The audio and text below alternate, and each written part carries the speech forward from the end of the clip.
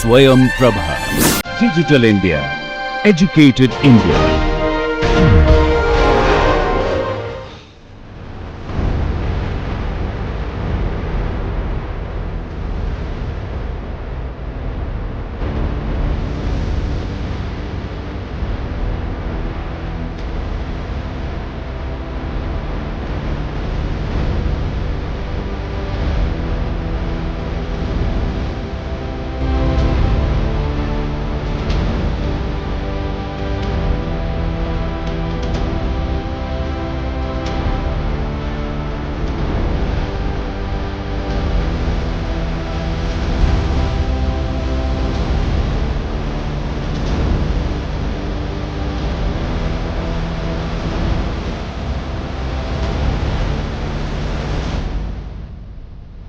Hello everyone, welcome to the lecture 17 of the course Ee207 Electronic Devices and Circuits. So today I will talk about BJT as an amplifier part 2. In last lecture we discussed how BJT can be used as an amplifier. So we'll continue from here. My name is Deepak Jain. So if I talk about the contents, so in the last lecture we discussed several DC biasing configuration. So the role of DC biasing configuration is basically to fix the operating point. If you see these characteristics, IC versus VCC, let's say this is VCE. So these are the ICs for different IBs, IB1, IB2, IB3. So the DC bias basically fix the point, right, operating point,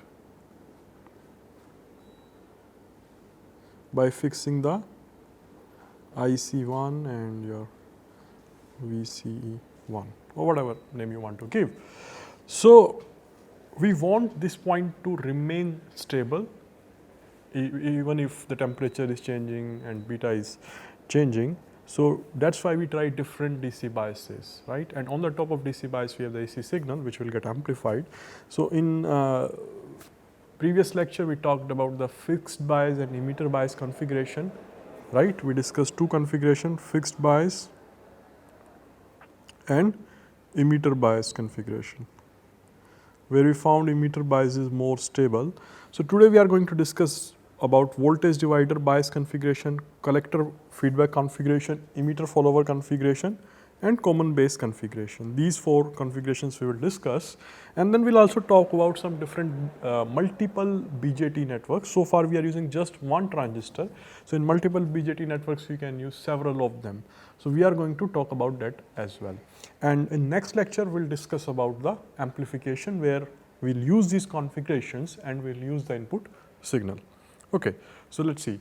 So first I will draw a circuit diagram for a voltage divider bias configuration. So as the name indicates, voltage divider bias. So voltage division is happening here somewhere. So just let me draw the diagram for this. So this is my NPN transistor and this is my current, let's say RE. This is one resistance R1, this is my R2 and which is again grounded, and this is connected to the some circuit resistance RC, and this is connected to the VCC. If you want, this can be your output through a capacitor, and this could be, there could be some input through resistance of the source, and this is your AC source. Okay, so this is where you apply the input. This is basically your input source.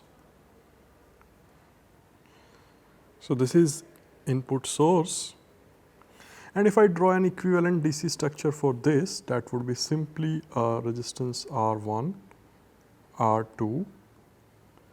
This is RE, emitter resistance, which is grounded. This is also grounded. And let's say this is common VCC,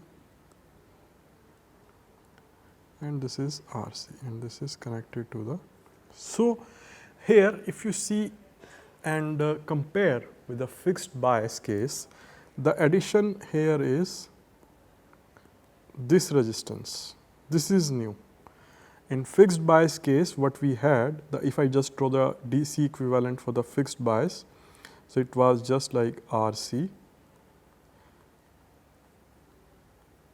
RE, there was one base resistance RB, and both were connected to the VCC. Okay, so that's the difference between the fixed bias and the voltage divider bias. Why the name voltage divider bias is there? Because this voltage is being divided between these two resistance. So now we will see what's the impact of this additional resistance. The whole objective here is basically to make these biases more stable with respect to variation in beta. So what this additional resistor does. So that is interesting to see. So again we will solve the base emitter loop and then the collector emitter loop, and then we will see what is happening here. But before we do that, we would like to simplify this circuit. We will apply the Thevenin's theorem, which is well known and you must have done in the courses. You must have studied in electric circuit courses. So let me again draw the. So let me just again draw this circuit R1, R2, this is grounded, this goes to the, this is R and this is RE. Now, if I just consider basically this base emitter loop, right. So, this one, I can draw that part something like this.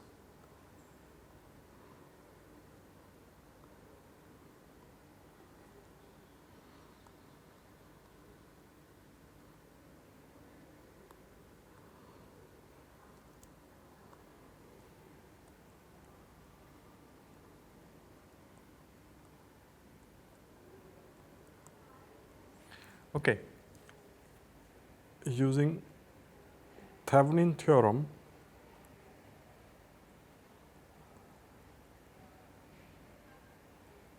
where I will get RTH equivalent and ETH. So first what I need to do, I need to short circuit the battery. So what I get is R2, R1, and this is, let's say, short circuited battery. So in this case, RTH would be R1 parallel R2. So R1 and R2, this RTH will becomes R1 into R2 divided by R1 plus R2. And how about ETH? Okay. So ETH will become voltage drop across R2. So you can write, if we draw an equivalent circuit, that would be something like this. This is R2. So voltage drop across V2. So ETH would be R2 V2 divided by R1 R2. So using this Thevenin theorem, I can draw the circuit, this loop basically. So which will look like something like this, that I have a battery ETH or whatever name you want to give it to. This is grounded and this has a resistance RTH. Okay. So RTH is this, ETH is this, and this is connected to the base, and here is the emitter RE. So IB is going there, IC is here, and IE is here. So using this, we can basically calculate our IB current. This is what we did in case of emitter bias, fixed bias and emitter bias case. So now using this simplified diagram, we will calculate the IB, which is straightforward to do so. Let's do that quickly. So let me redraw it again. So it comes out to be ETH, then it becomes grounded. It has a 1 RTH. This is RE. So this is VBE. So, if I write KVL here, Kirchhoff's voltage law, so it comes out to be minus ETH, and let us say this is my current IB. So, it comes out to be IB RTH plus VBE plus IE RE equal to 0. And we know that IE is a combination of IB plus IC, and IC is equal to beta IB, which makes IE is equal to IB plus beta IB, and which makes IE is equal to beta plus 1 IB, and we can substitute this equation here. So, let me just take ETH and minus VB other side. It comes out to be IB RTH, and IE can be replaced by this term, which makes it beta plus 1 IB RE. If I take IB common here, it comes out to be RTH plus beta 1 plus RE IB, and it becomes ETH minus VBE. So, IB comes out to be ETH minus VBE RTH plus beta plus 1 RE. So, this is fairly easy to calculate. So, what we did here, this was the circuit, voltage divider bias circuit, because voltage division is happening here. So, we use the Thevenin theorem, and we calculated this RTH and ETH, Thevenin resistance and the Thevenin voltage, which comes out to be like by short circuiting the voltage, and the equivalent resistance comes out to be R1 parallel R2, and similarly the Thevenin voltage is across R2, which is R2 V2 divided by R1 R2, and the equivalent of that is been drawn here. So, using this equivalent circuit, we have just applied the KVL here in the base emitter loop, and we have calculated simply the current IB, base current. Now, you would say like the whole objective of this voltage divider bias configuration is to increase the stability against the change in beta. So, how is it going to help? How this base current is this design is going to help? Can we predict it from this base current, right? And how it is better than the fixed bias one, where we also had a similar expression for IB. Okay, so but before we, I can draw both of them and we can have a comparison. So, what is basically just to judge like what's the difference. So, here I will do the voltage divider bias configuration, and here is the emitter biased configuration. Okay. So, we can ignore the fixed bias because that we already proved in the previous lecture that the emitter bias is doing a better job than the fixed bias. Okay. So, if we correctly remember, IB is equal to VCC minus VBE divided by RB plus beta plus 1 RE. So, this was the expression which we derived in the last lecture, and the circuit was this. So, this is RE, this is RB, and some VCC voltage. Okay, very simple straightforward circuit. This you can say plus VBE, this is IB, and this is IE. And what is happening here is we are having ETH in place of VCC, and IB is going on, RTH is there,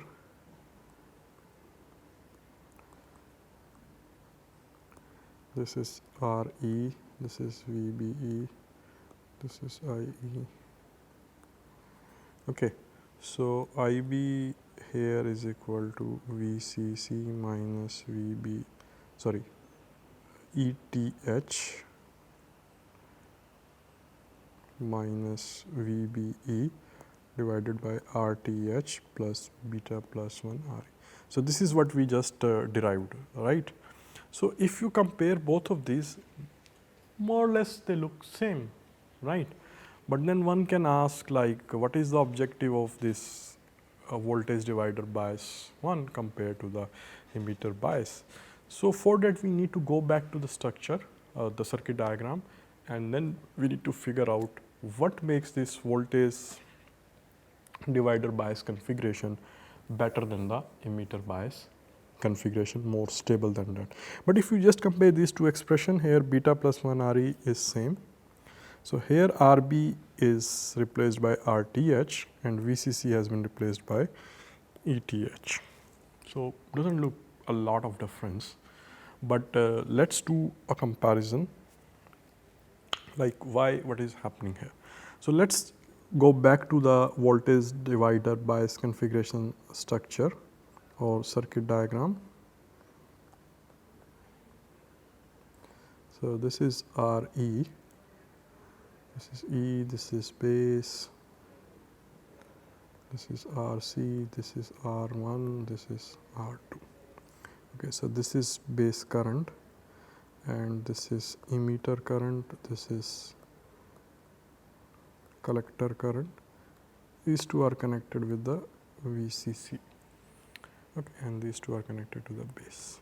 So, now the voltage drop across this and voltage drop across this should be same, which makes sense because the voltage drop between this point and this point, these two both are grounded.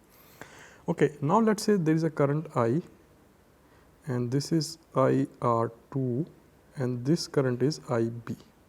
So, current IR1, let us say, let me just use a subscript IR1 is equal to current IR2 plus current IB.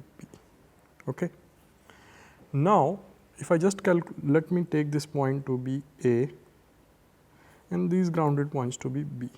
So, VAB has to be equal to the potential difference between these 2 points has to be equal to IR2 multiplied by R2, and this has to be equal to the potential drop here, which is VBE plus IERE. Okay. So, this equation should hold true always. So, and we know that IE is equal to beta 1 plus IB. So, if I just replace this equation here, what I get IR2 into R2 is equal to VBE plus beta plus 1 IBRE. Now, if we explore this equation carefully for this circuit, what we get, see, if beta 1 increases, obviously IC will increase and this term will increase, this term will increase, right. If beta is increasing, this term will increase. So, in that case, what will happen? This term has to increase as well because potential drop has to be same. So, this term will increase because R2 is fixed, right. So, only the way for this term to increase is to IR2 to increase, right, to maintain the same potential difference. IR2 will increase, but we know that IR1 is equal to IR2 plus IB. So, if IR2 is increasing, right, IB has to go down. If IB will go down, then irrespective, even if beta is increasing, overall this term will go down. So, this loop basically helps to keep the beta, the impact of beta in control. So, this is, that is why this voltage divider bias configuration is better than the emitter bias configuration. There is no such feedback mechanism in case of a emitter bias configuration. So, let me draw all these 3 diagrams together, the fixed bias, emitter bias, voltage divider bias, so far what we have discussed, just to see and have a comparison that what is going on. So, This is fixed bias one. This is what we discussed in the last lecture, fixed bias. So here the diagram is VCC, this is RC, this is simply grounded, and this is RB.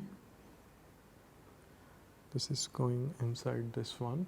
And remember, I am just drawing the DC equivalents. Okay, I am not interested at this stage in the AC one. So this is VBE, this is IB, this is my IC, this is IB. So here the current IB is simply VCC minus VBE divided by RB. Okay. And the case of emitter bias configuration,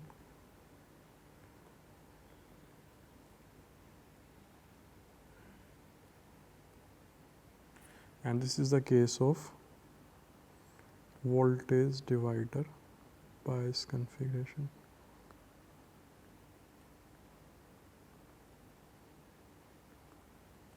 So in emitter bias configuration, we have this VCC,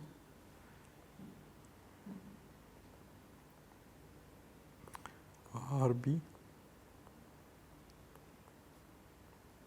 this additional resistance basically. So this is IC, this is IB, this is IE. Here IB comes out to be VCC minus VBE divided by RB plus beta plus 1 RE, and IC is equal to approximately, let's say, VCC minus VBE divided by RB plus beta plus 1 RE.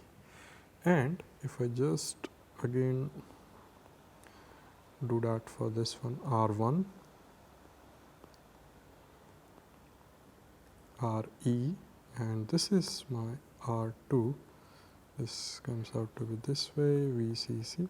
So the expression here is IBVETH minus VBE, where ETH is equal to R2 into VCC divided by R1 plus R2 divided by RTH plus beta plus 1 RE.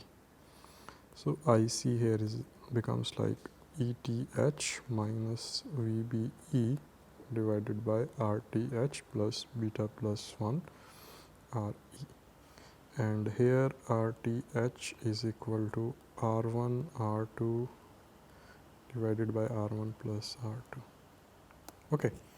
So if you compare these three configurations so far what we have discussed, this is fixed bias configuration, no resistance here in the emitter. The difference here is resistance here, and difference here if you compare emitter bias configuration to the voltage divider bias configuration of this additional resistance. So that makes a lot of difference. Here there is no mechanism, like if beta is increasing, IB will remain more or less same, your IC is increasing. Here because of this distribution, this point, this junction, here you have IR2 and IB. So because of this same potential drop occurs here, IB can be controlled significantly. This way it can control the IC while changing IB. And here we don't have any term in the denominator. This is what we discussed in the previous lecture.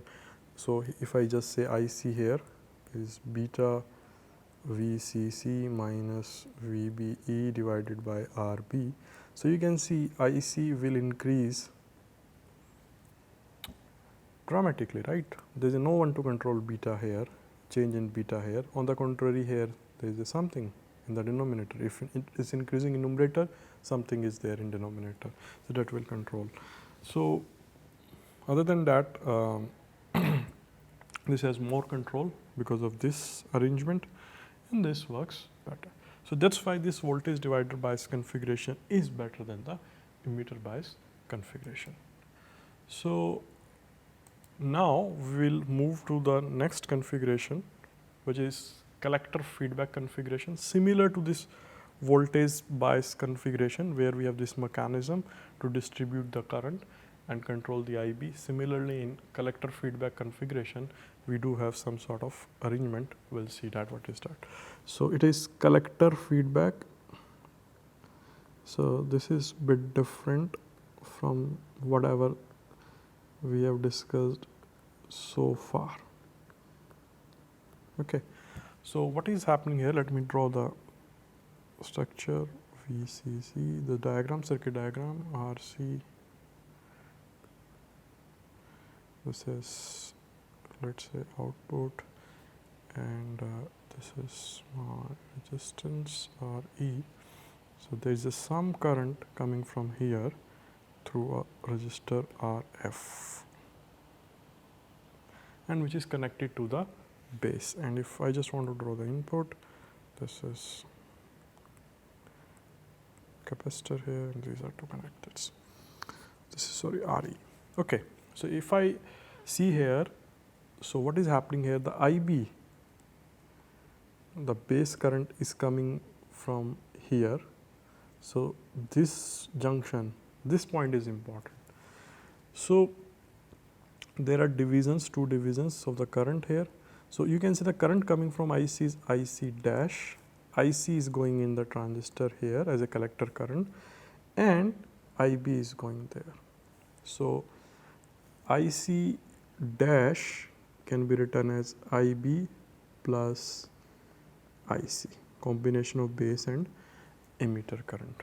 So again we will solve this, the DC bias circuit of this, and we'll figure out what are the currents here. And another important thing is that, because see, this is constant, let's try to understand that how it is working and why it is same as of, more or less same, doing the same job as a voltage divider bias arrangement. So what is happening here? See, IC is equal to IB plus IC. So if IC will increase, IB will go down, and we know that IC is equal to beta IB. So even if beta is increasing, but which will lead to increase in IC, IC will increase, IC will, this equation will lead to decrease in IB, and IB will decrease. So overall IC will remain same. Like this feedback mechanism is there. That is why this is acting same here as well. So same thing was here. So this is, that's why we call it collector feedback configuration. So that's why this arrangement is better than this fixed bias and the emitter bias arrangements where there is no such feedback mechanism is involved. So let's calculate the IB here, and let's see what is the value of IB here, like the equations. So we'll take a DC equivalent of the same structure, same circuit diagram, and then we'll apply the KVL as we have been doing in the previous case, and then we'll calculate the value of IB. So simple. So let's say this is grounded, this is VCC, this is going through RC, this is RC, the collector resistance, and then there is a feedback. Let's say this is my RF, okay, and this is going here. This is emitter resistance, and this is the grounded. So now I would like to apply this KVL into this structure, okay, into this loop basically. So what I will get is minus VCC plus IC dash RC plus IB dash RF, sorry, plus VBE, this is the voltage drop across here, base to emitter, plus IE into RE equal to 0. So this is the equation I got by applying KVL, Kirchhoff's voltage law, in this particular loop. I have done nothing, just use the DC equivalent of this and have applied this KVL, very simple, as I did in the other configuration case. So now let's simplify it and try to get the expression. So I will just bring down this expression back. which is minus VCC plus IC dash RC plus IBRF plus VBE plus IERE equal to 0. See, since the base current is normally small, so we can say IC dash is equal to IC and IE can be written as beta IB. So the equation comes out to be minus VCC plus ICRC plus IBRF plus VBE, and then this becomes plus beta IBRE equal to 0. Taking the voltages on the other side, it comes out to be and again this can be replaced as beta RCIB plus IBRF plus beta IBRE. So we can take IB common here and it comes out to be RF plus other beta terms, beta RC plus beta RE multiplied. So overall IB becomes VCC minus VBB RF plus beta RC plus RE. So this is the case for your collector feedback configuration.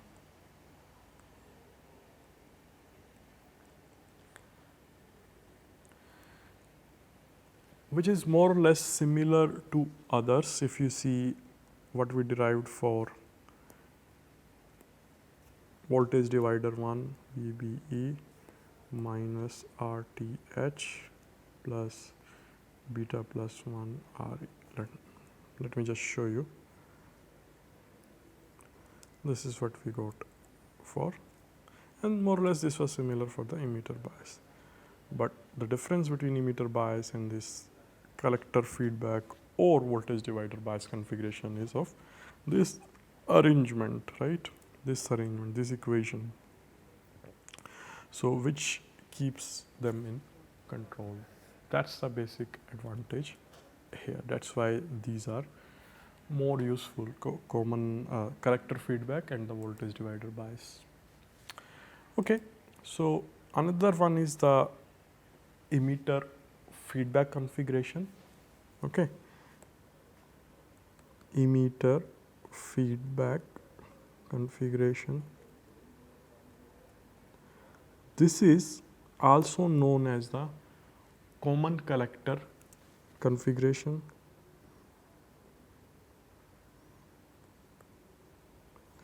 So as the name indicates, collector is common here. Okay, so far we are discussing the case of common emitter, where emitter was common. Here the collector is common. So it's fairly straightforward.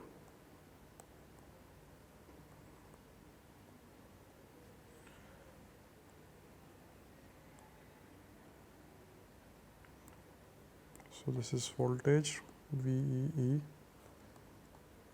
This is RE.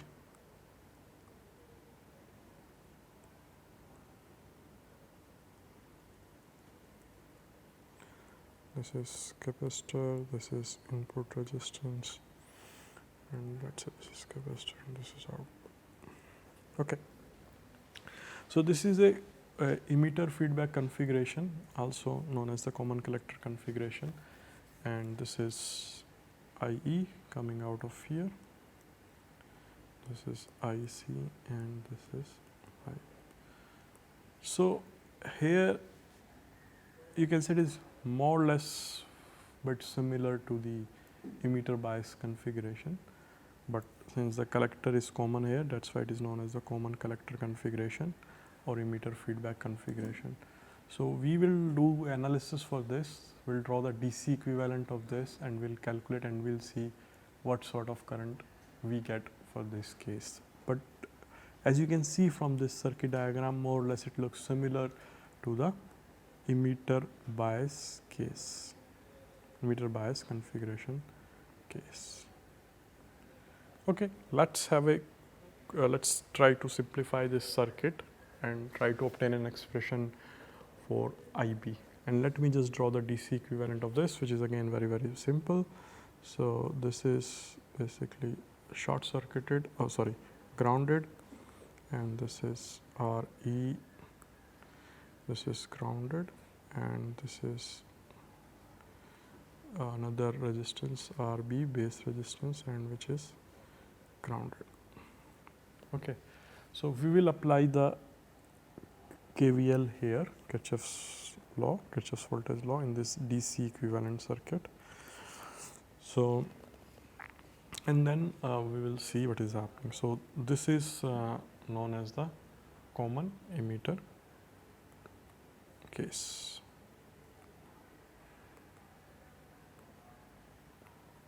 Okay, now let me write down the equation for this set. It comes out to be, let's say this is my IB and this is my IE. So very straightforward, nothing to worry about. Sorry, this is VE, so this is a minus sign. So interesting thing that you need to keep in mind that this is minus VE, not just the grounded. I made a mistake there. So if I apply KVL, what I get is IB into RB minus VBE minus IERE plus VE equal to 0 for this. And what I will get if I just simplify it, and assuming again, if you want, you can write I is equal to beta 1 plus IB. So what I will get is VE minus VBE is equal to RB plus beta 1 RE IB. So IB here comes out to be VEE minus VBE divided by RB plus beta plus 1 RE. So this is the base current here, and if you see this expression carefully, which is exactly same as it was for a emitter bias configuration. Let me go there and show you. Exactly same, RB plus beta 1 RE. So as I said, this is fairly close to the case. So this was one of another configuration, but as I said, voltage divider bias or collector feedback configurations are more popular because of their feedback mechanism. Another configuration can be is common base. So far we were talking about common emitters. Emitters were common in the first 3 then we talked about this common collector. Sorry, this should be common collector case because collector is common here. So common collector case, and similarly we can have the common base configuration as well. I hope you can do that yourself. So now what the take home message from here is that the DC bias is very important, right? DC bias is very important. It decides your operating point. By operating point I mean in this curve IC versus VCC. So it decides where you are located, here, here or here, which region you are in. And the stability of operating point is also very important for the smooth performance of the amplifier. So this stability will be decided by the configuration which you can use. So different type of configurations we have discussed. Voltage divider bias is good. Collector feedback is also good.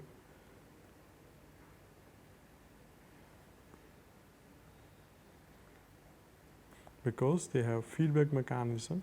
So somehow the IC should not change. with change in the beta. We have to design the bias. So of course these are the just few examples. You can design n number of configurations, n number of circuits just to control the this change if there is a change in beta, so that you can keep these IC and VCE in control. Okay, so once you decide this circuit, you have that, then amplifier can be made out of that. So these are the important things before amplification. So now we will talk about the multiple BJT circuits, what can be done, and of course in next lecture we'll continue about the amplifier. So let's move to the multiple BJT network. So far we have been discussing only one case where we have used one BJT. So now let's discuss the case where we have the multiple BJTs. What can be done?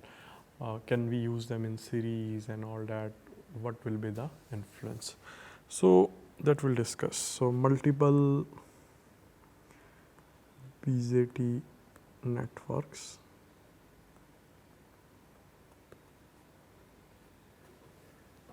Okay, so let me just quickly draw again in the voltage divider configuration here.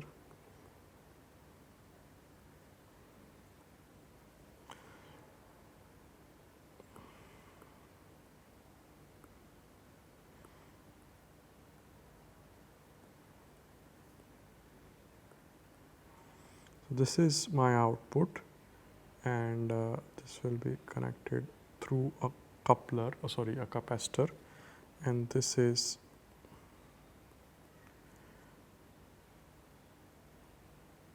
again there would be a capacitor for the input.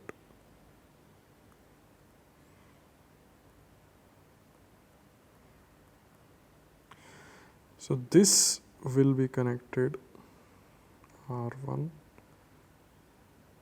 R2,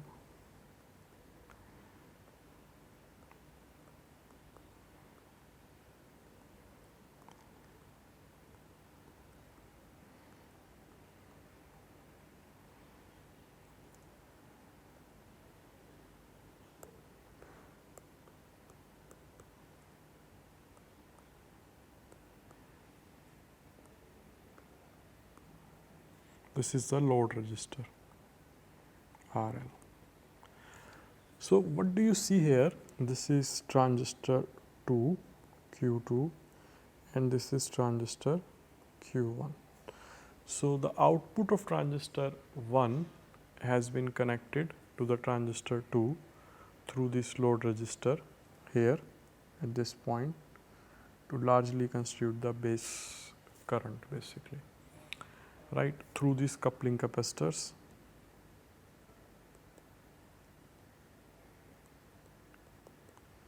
So this is basically, you can say this way, you can try to amplify the gain if you are using such multiple stages. So capacitor here basically makes sure that the DC bias of this and this are independent, only connects the AC signal basically. Also these bypass capacitors are here, they make sure that the AC signal passes through from here, short circuit, and doesn't change the bias point basically.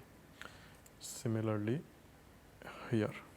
So if I draw an, I'm just considering the case of two capacitors here, I can have a case of multiple like n number of such capacitors. So if I draw a DC equivalent of this, it would be straightforward. We can keep them open circuits. So it becomes like a voltage divider bias configuration case. This is RE, this is R1, this is R2, and this is RC. Another case would be VCC. This is RC, this is R1.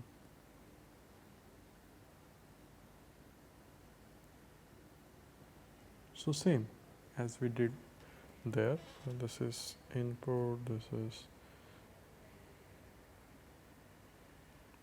something like that.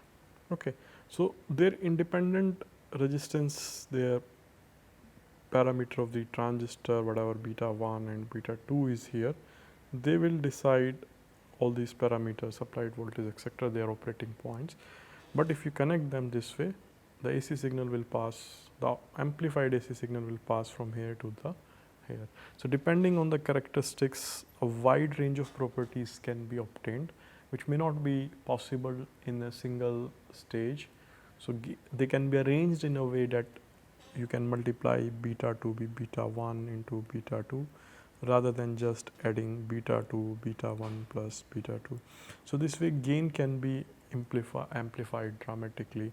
So this shows that there is a possibility of using these multiple BJT networks for wide range of applications.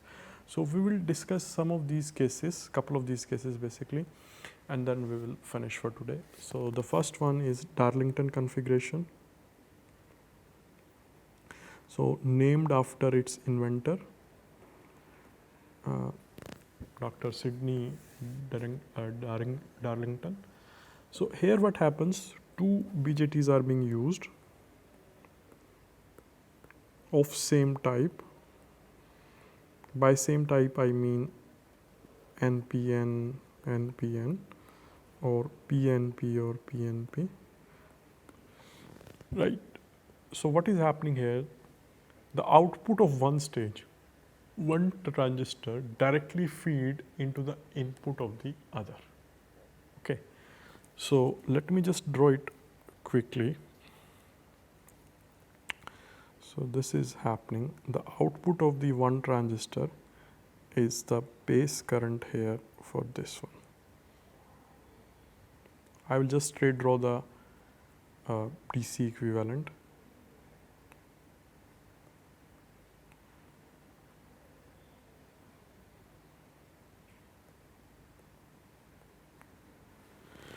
Okay, so let's say for this transistor it is beta 1, this is for beta 2.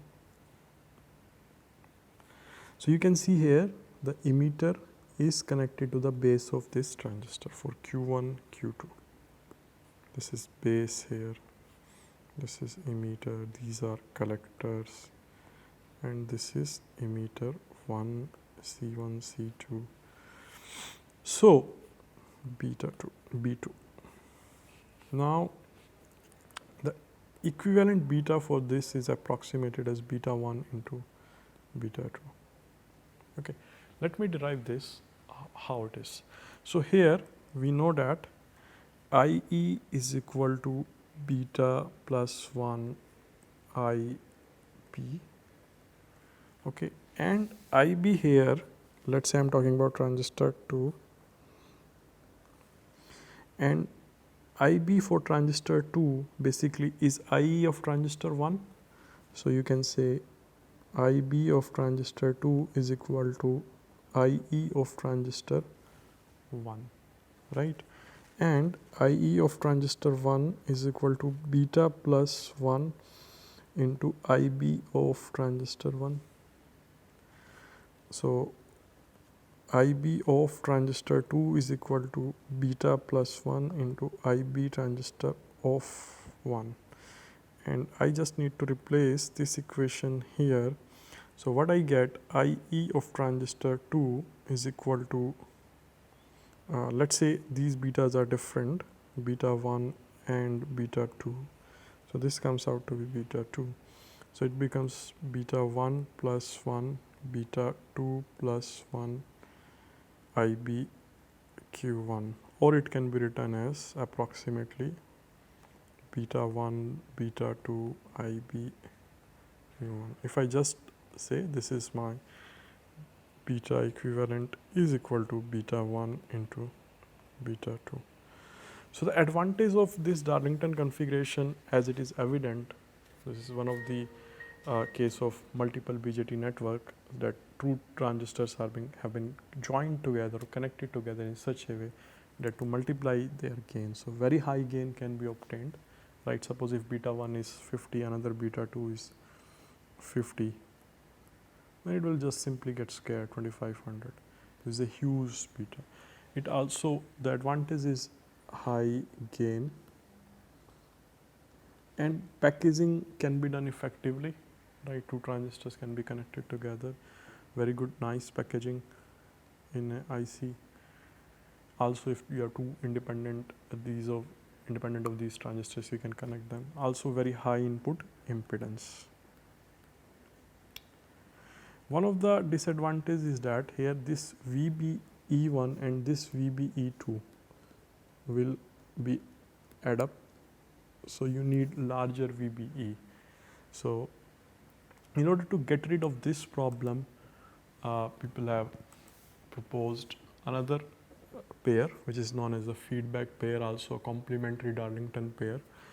So feedback pair, also known as the complementary Darlington configuration. So it is a combination of basically PNP plus NPN configuration. This is different from this. Here both are same. So what I have shown here is NPN plus NPN case, and this is PNP plus NPN case, complementary. So hardly there is any difference. The only difference here is that in this case, basically this PNP case or NPN case, let's say the output of this is going here.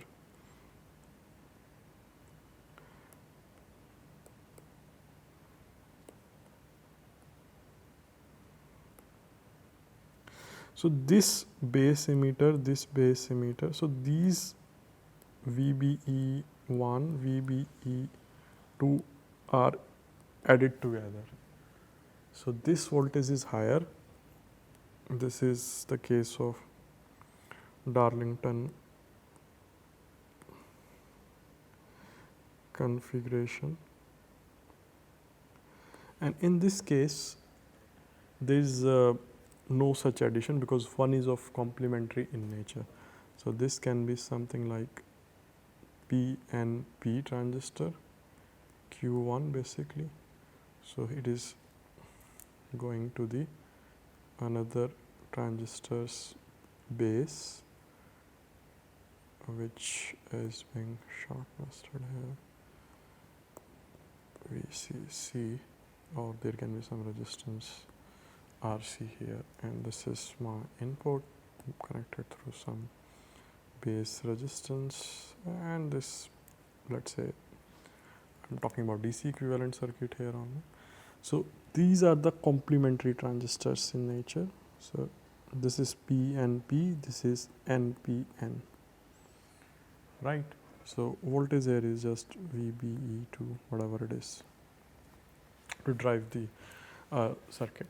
So that's the largely the difference, but they are very useful. And one of the example of these BJT multiple networks. And if it comes to solving these circuits, like you can similarly take the loops and solve it.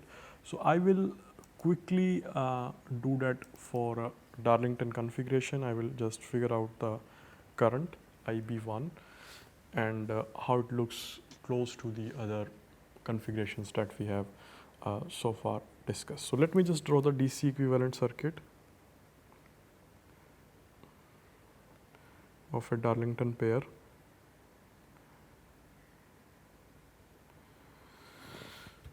So it is VCC going, this is, let's say, IC2, this is connected to the another transistor. Our base current goes, sorry, emitter current goes to the base, and this is RE, this is grounded, this goes to the RB VCC, this is IB1, this is IB2, this is IE1, this is IC1, this is IE2, and this is beta 2, this is beta 1. So IB2 here is equal to IE1. This is what we have done very quickly already. beta 1 plus IB. Okay, and we found that IE2 is equal to beta 2 plus IB2. And if I just replace it here, what I get is IE2 is equal to, let's say this is beta 1, beta 2 plus 1, beta plus 1, IB, and this beta d or whatever we want to notate, use the notations, beta 1 into beta 2. Approximations has been used here.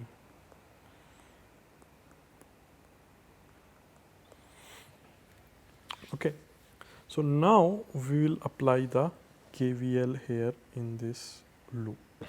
Okay, so minus VCC and the first current IB1 RB base resistance plus VBE1 plus VBE2 plus IE2 RE equal to 0. Okay, so this comes out to be VCC minus VB1 minus VBE2, and this is IB1 RB plus IE2 RE, and IE2 we know can be written as IB1 RB1 plus beta 1 beta 2 IB RE. So this is where we can write this to be a sum of two voltages. So VBD, VBE for Darlington pair. So it can, if we take out IB here, so it comes out to be RB plus beta 1 beta 2 RE VCC minus VBED. So if we just solve it more, so what we get is IB is equal to VCC minus VEBD divided by RB plus beta 1 plus beta 2 RE. So this is the expression for IB, which is same more or less for the case of emitter bias configuration and other configurations. Similar expressions we have got, base resistance and all that.